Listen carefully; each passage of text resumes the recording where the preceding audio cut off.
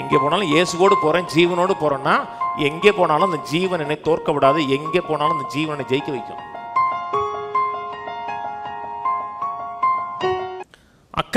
அக்கிரமங்களினாலும் பாவங்களால் மரித்தவர்களாக இருந்த உங்களை உயிர்ப்பித்தார். அக்கிரமங்களினாலும் பாவங்களினாலும் மரித்திருந்த நம்மை உயிர்ப்பித்தார். ஒரு காலத்தில் பாதி செத்து இருந்தோம், ஃபுல்லாக சாகலை, பாதி செத்து இருந்தோம். பாதி செத்து இருந்தோம்னா சரீரம் உயிரோடு இருந்துச்சு, மனசு உயிரோடு இருந்துச்சு, ஆதி செத்து இருந்துச்சு.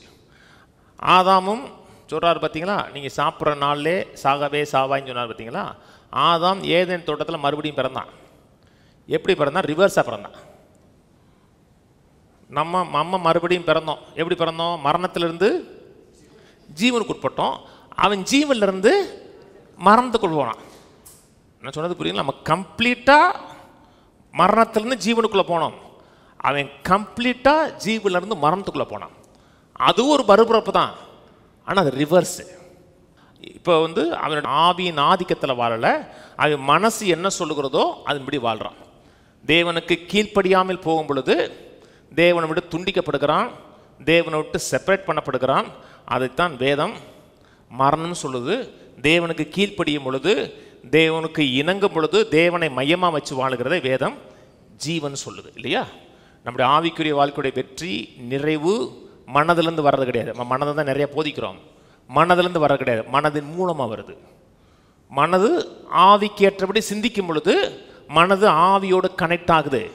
மனது சரீரத்தோடு கனெக்ட் ஆகும் பொழுது சரீரத்துக்கு ஏற்றபடி வாழ ஆரம்பிக்கிறோம். 2ஆம் வசனம், அவைகளில் நீங்கள் முற்காலத்தில் இவ்வுலக வழக்கத்திற்கேற்றபடியாகவும் கீழ்ப்படியாமின் பிள்ளைகளிடத்தில் இப்பொழுது கிரியை செய்கிற ஆகாயத்து அதிகார பிரபுவாகிய ஆவிக்கேற்றபடியாகவும் நடந்து கொண்டீர்கள். முற்காலத்தில் இவ்வுலக வழக்கத்திற்கேற்றபடி நடந்து கொண்டோம். உலக வழக்கம் என்ன? உலக வழக்குங்கிறது மரணம், சோர்வு, தோல்வி, உலகம் போகிற போக்கில் வாழ்ந்துட்டோம். முற்றிலும் சுயத்தை சார்ந்து வாழ்கிறதான் உலக வழக்கம். நான் என்ன நினைக்கிறேன், நான் என்ன சிந்திக்கிறேன் அப்படின்னு முழுக்க உலக வழக்கத்தில் வாழ்ந்தோம். அப்படி இருந்த நம்மை கர்த்தர் உயிர்ப்பித்தான் இருக்கு. அப்புறம் சொல்கிறார், ஆகாயத்து அதிகாரப்பிரவாகிய ஆவிக்கேற்றபடியாகவும் நடந்து கொண்டோம். முன்காலத்தில் இயேசுவை ஏற்றுக்கொள்ளாத பொழுது நம்ம நினச்சபடி நம்ம நடக்கலை. மக்கள் சொல்லுவாங்க, நான் நினச்சபடி தான் நடக்கிறேன். நீங்கள் நினச்சபடி நடக்கலை. உங்களுக்கு அந்த நினைப்பு கொடுத்தது, உங்களுக்கு சிந்தையை கொடுத்தது ஒரு ஸ்பிரிட்டு. அவங்களை அப்படி சிந்திக்க வச்சது, அப்படி நடக்க வச்சது நீங்கள்ல. ஒரு ஆவியின் கையில் பொம்மையாக இருந்தோம். தேவனை அறியாத மக்கள்கிட்ட சொல்லுங்கள், நான் நினச்சபடி தான் வாழுவேமாங்க. அவங்க நினச்சபடி அவங்க வாழலை. நான் நினச்சதான் செய்கிறேன், நான் நினச்ச இடத்துக்கு போகிறேன், நான் என்ன சிந்திக்கிறேனோ அதான் செய்வேன். அவங்க நினச்சபடி சிந்திக்கலை, அவங்க நினச்ச இடத்துக்கு போகல. சில இடத்துல போகக்கூடாதுன்னு நினைக்கிறாங்க, ஆனால் போகிறாங்க.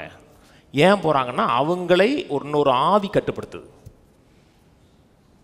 என்னை அந்த ஆவி கட்டுப்படுத்தலை, நான் ஏன் விருப்பப்படி தான் வாழ்கிறேன். சரி, உங்கள் விருப்பப்படி தான் வாழ்கிறீங்க, நாளையிலேருந்து பொய் சொல்கிறது நிப்பாட்டிடுங்க. அப்போ நாளையிலேருந்து குடிக்கிறது நிப்பாட்டிடுங்க, நாளைக்கு வந்து தம் அடிக்கிறது நிப்பாட்டிடுங்க, டிவி பார்க்குறது நிப்பாட்டிடுங்க. முடியாது. பாஸ்டர், இதை கிறிஸ்தவங்களும் தான் செய்கிறாங்க. கிறிஸ்தவங்களும் தான் செய்கிறாங்க. நம்ம தேவனை தேடலை, தேவனுக்கு ஈல்டு பண்ணலை, எனக்குள்ளே இருக்கிற இந்த புதிய ஜீவனுக்கு நான் இணங்கலைன்னா என்னுடைய மனதும் பிசாசால் கண்ட்ரோல் பண்ணப்படும். நானும் ரட்சிக்கப்பட்டவனாக தான் இருப்பேன், ஆனால் என்னுடைய மனது முழுக்க பிசாசுடைய கட்டுப்பாட்டுக்குள்ளே போயிடும். நான் எப்பப்பெல்லாம் ஜீவனுக்கு இணங்கலை, ஜீவனுடைய கண்ட்ரோலுக்குள்ளே போகலைன்னா அப்பப்பெல்லாம் என் மனது இன்னொருடைய கண்ட்ரோலில் போகும். நான் சொன்னது புரியுதுங்களா? பிசாசு உங்களை அப்படி விட்டுற மாட்டாங்க. ரட்சிக்கப்பட்டீங்க, அவ்வளோதான். இந்த உலகத்தில் சக்ஸஸாக வாழணும்னா தொடர்ந்து ஜீவனோட கனெக்டில் இருக்கணும். ஜீவனோட கனெக்ட்னா என்ன? தேவனோட நெருக்கமாக வாழ்வது, தேவனோடு அந்யூன்யமாக வாழ்வது. பாவத்தின் பிடியிலிருந்து நம்ம வெளியே கொண்டு வரது என்னதுன்னா ஜீவன் தான். ஜீவன் என்ன? ஜீவன் என்றால் என்ன? இயேசு. ஜீவன் என்றால் இயேசு. இயேசுவோடு இருக்க நெருக்கமான உறவு, அந்த இன்டிமேட் ரிலேஷன்ஷிப்பு, அதான் நாம் விரும்பி நடக்கக்கூடிய வாழ்க்கைக்கு வேண்டிய வல்லமை கொடுக்குது. கீழே வாசிப்போம். 3ஆம் வசனம், அவர்களுக்குள்ளே நாம் எல்லோரும் முற்காலத்தில் நம்முடைய மாம்ச இச்சையின்படி நடந்து நம்முடைய மாம்சமும் மனதும் விரும்பினைகளே செய்து சுவாபத்தினாலே மற்றவர்களைப் போல கோபாக்கினின் பிள்ளைகளாக இருந்தோம்.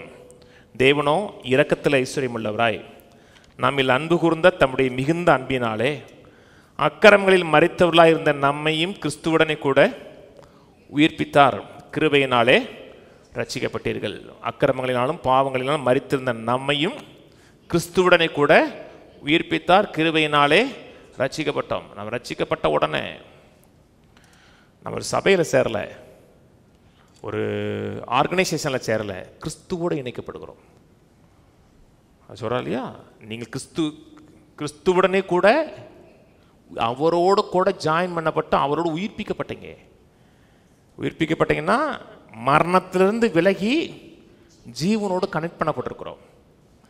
நம்ம இது ஆர்கனைசேஷனில் கனெக்ட் ஆகலை, ஜீவனோடே கனெக்ட் ஆகிருக்கோம். இதை விசுவாசித்து நடந்தோம் என்றால் பாவத்தை மேற்கொண்டு ஜெயமாக வாழலாம். அதனால தரிசித்து நடக்காமல் நான் யார், என்னை குறித்து தேவனோட வார்த்தை என்ன சொல்லுது விசுவாசித்து நடந்தோம்னா வெற்றியாக வாழலாம். இல்லைங்க நான் வாழத்தை நினைக்கிறேன், என்னால் முடியல, எல்லோரும் தான் அப்படி பாடுறாங்க, நம்ம அப்படி அட்ஜஸ்ட் பண்ணிட்டு போக வேண்டியதான் அப்படின்னா, முன்னே உலக வழக்கத்தின்படி வாழ்ந்தோம், தேவன் இல்லாமல் இருந்தோம், இப்போ தேவன் இல்லாமல் இல்லை, இப்போ தேவனோடு இருக்கிறோம். இயேசுவை ஏற்றுக்கொள்ள பொழுது அவருடைய நாமத்தை நோக்கி கூப்பிட்ட பொழுது ரட்சிக்கப்பட்டோம். ரட்சிக்கப்பட்ட பொழுது கல்லான இருதயத்தை எடுத்து சதையான இருதயத்தை வைத்தான் இருக்கு. இப்போ ரிபல்லியஸ் ஹார்ட் கிடையாது, கல்லுமார் கிடையாது, சதையான ஹார்ட்டை வச்சார். அவருடைய ஜீவனை வைத்தார், அவருடைய நீதியை வச்சார், அவருடைய சுபாவத்தை வச்சார், அவருக்குள்ளே இருக்கிற அத்தனை வச்சார். இப்போ அந்த ஜீவனோடு நான் எந்த அளவுக்கு கனெக்ட் ஆகிறனோ, எங்கே போனாலும் ஜீவனோடு போகணும், எங்கே போனாலும் ஜீவனோடு போனால், எங்கே போனாலும் இயேசுவோடு போகணும். எங்கே போனாலும் இயேசுவோடு போகிறேன், ஜீவனோடு போகிறேன்னா எங்கே போனாலும் அந்த ஜீவன் என்னை தோற்க விடாது, எங்கே போனாலும் அந்த ஜீவனை ஜெயிக்க வைக்கும்.